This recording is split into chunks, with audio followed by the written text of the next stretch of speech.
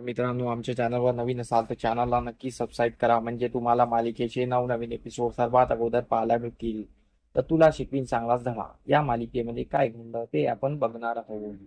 तर इकडे ओंकार हा अधिपतीला भेटण्यासाठी फॅक्टरीमध्ये एका साईडला आलेला असतो आणि तो अधिपतीला थांबवतो आणि अधिपतीला बोलतो, अधिपती तू जे काही करतो आहे ते खूप चुकीचं करतो आहे. इकडे माझ्या घरी माझी मिसेस मला म्हणताय की आपल्याला बाळाचा विचार करावा, आणि मी त्याने वैतागले आहे की मला सध्या बाळ नको आहे. या हिशोबाने मी तिला बोललेलो आहे. पण तुझं काय चाललेलं आहे? तू वहिनी साहेबला कधी घरी आणणार आणि तुमचं कधी आयुष्य हे होणार, आणि तुमचं कसं कसं तुमच्या आयुष्यात एखादं बाळ येणार याचा विचार कर ना. तू का स्वतःच्या याच्याला टांगलेला आहे? आणि जा वहिनी साहेबांना घरी घेऊन ये, असं तो त्याला बोलत असतो. त्यावर अधिपती बोलतो की मला काही आता करायचं नाही आहे आणि सध्या मी हा विषय टांगणीला टाकलेला आहे. जेव्हा मास्टरीबाईंना घरी यायचं असेल तेव्हा त्या येईल. मला सध्या या विषयाबद्दल काही विचार करायचा नाही आहे.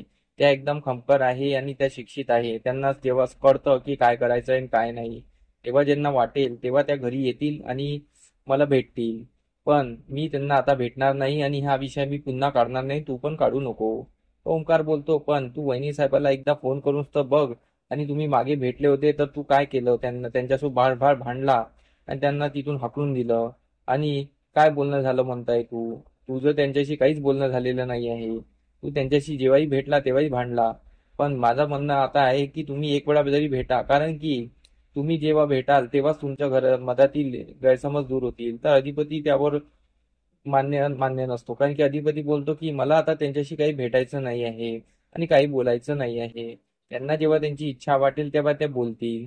आता मला त्यांच्याशी एवढं काही बोलायचं नाही आहे, कारण की त्यांचं डोकं तापलेलं आहे. त्यांचं डोकं जेव्हा शांत होईल तेव्हा त्या मला भेटतील, असं अधिपती त्याला बोलत असतो. पण हा ओंकार त्याला समजायची खूप कोशिश करत असतो. इकडे भुवनेश्वरी आणि चारुवास बोलत असतात आणि चारुवास भुवनेश्वरीला बोलतोय, चांडाले आता तरी सुधर. आता तरी त्या सुनबाईला घरात आण. तुझ्यामुळे ते सुनबाई घराच्या बाहेर गेलेली आहे आणि ती तुझ्याचमुळे या घरात येत नाही आहे. का का तू अशी वागती आहे? थोडा तरी विचार कर. आणि तू अधिपतीला लेक मानते ना, तर अधिपतीचा जरा तरी विचार कर. तू त्या स्वतःला आई म्हणवते ना, आणि आईचा काळीज कुठे गेलं तुझं? तर त्यावर भुवनेश्वरी बोलते, आम्ही काय केलं? आम्ही काहीच केलेलं नाही आहे. आम्ही एकदम शांत बसलेलो आहे. जे काही आहे ते सुनबाई आणि अधिपतीमध्ये आहे. तर त्यावर चारुहास बोलतो, जे काही केलं आहे ते तूच केलं आहे. याच्या मागे सर्वात मोठा हात तुझा आहे. तुला ही संपत्ती हवी आहे, तुला स्वतःचं राज्य हवं आहे, आणि तू त्यासाठी सर्वाला पणाला लावते आणि तू स्वतःला आई म्हणवते आणि तू स्वतःच्या मुलाचे आयुष्य असं घालवते आहे. माझं म्हणणं एकच आहे की तू त्या अक्षराला घरी बोलव. तुला जे वाटते ते मी देईल, आणि तुला अजून प्रॉपर्टी पाहिजे तर उरलेली प्रॉपर्टी पण तुझ्या नावी करून देईन. पण तू अक्षराला घरी तर बोलव, आणि मी तिला पण सांगेल की ती आता तुझ्याशी बरी वागेल आणि तू तिच्या आडे येऊ नको.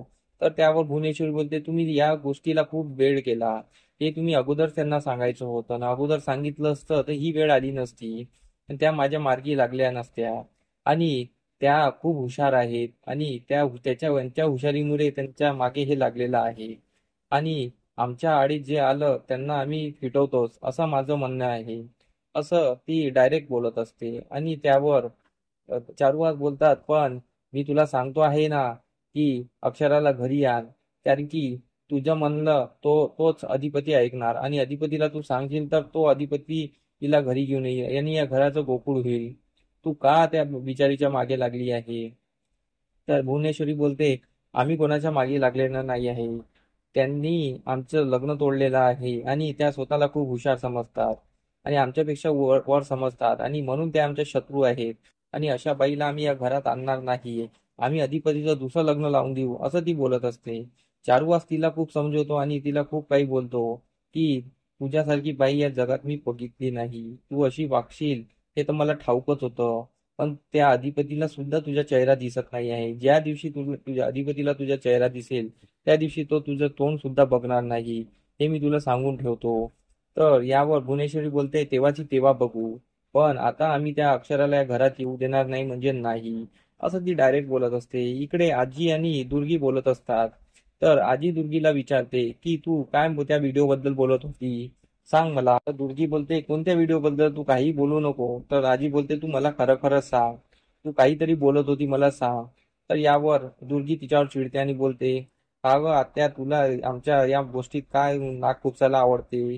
तू आमच्या गोष्टीत नाक खुपसत जाऊ नको. आणि त्या मास्तरीन बाईला या घरात जागा नाही आहे, आणि ती मास्तरीन बाई या घराच्या लायकी नाही, ती भिकारडी आहे. ती भिकारडी या घराच्या लायकी नाही आहे.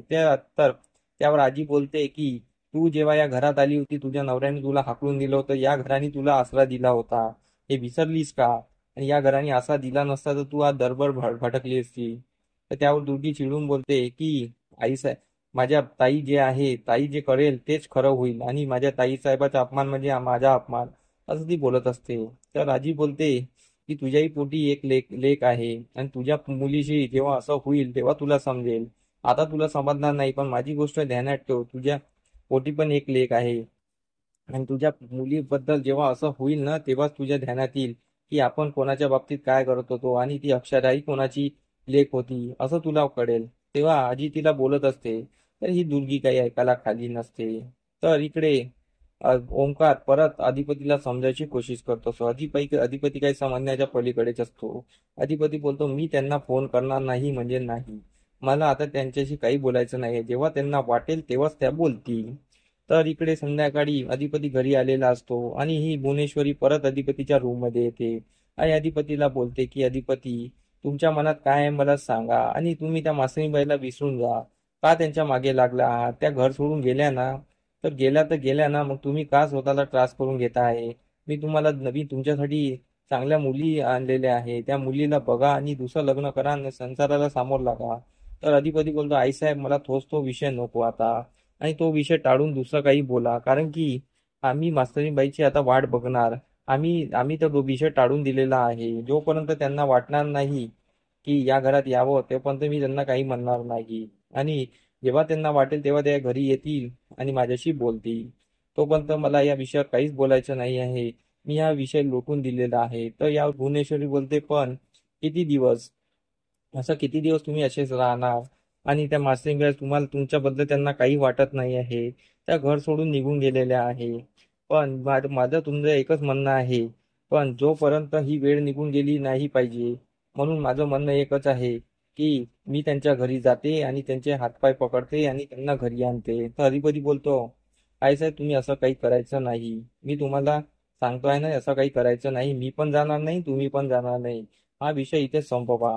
तर त्यावर भुवनेश्वरी बोलते, पण मी जास्त दिवस थांबणार नाही. तुमचे जे काय ते लवकरात लवकर करा, आणि मी तुम्हाला जे सांगेल त्या मुलीसोबत तुम्हाला लग्न करावं लागेल, अशी ही भुवनेश्वरी अधिपती समोर शर्त ठेवते. आणि असा काहीसा एपिसोड आपल्याला पाहायला मिळतो. तर आमचा एपिसोड कसा वाटला मला कमेंट करून नक्की सांगा. धन्यवाद. आमचा एपिसोड तुम्हाला कसा वाटला हे आम्हाला कमेंट करून नक्की सांगा. आम्ही तुमच्यासाठी नवनवीन एपिसोड घेऊन येत राहू. त्यासाठी आमच्या व्हिडिओला बघत राहा. धन्यवाद.